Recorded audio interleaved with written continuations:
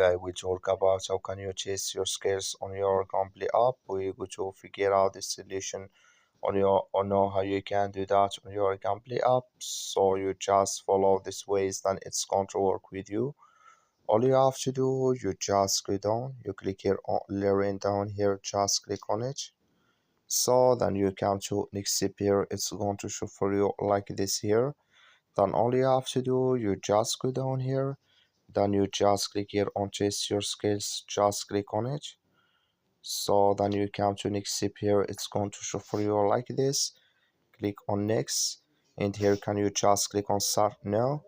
So then here it's going to show for you questions here, and here can you hold here to record your voice. So that's all you have to do to start this. That's all. I wish you a great. Thank you for watching. Don't forget to support us by liking, subscribe.